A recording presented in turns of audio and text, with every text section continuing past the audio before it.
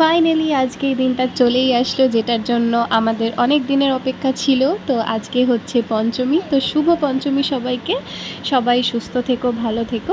আর আজকে আমাদের বাড়িতে ছিল সেই পুজো, যার জন্য এত আয়োজন করছিলাম আগে থেকে।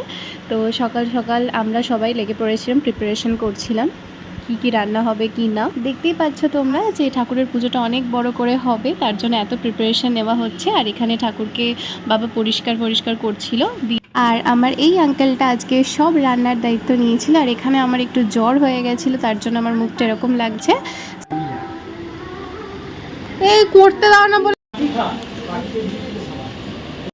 আজকের মেনুতে কি কি আছে তোমরা নেক্সট শর্টসে দেখতে পেয়ে যাবে।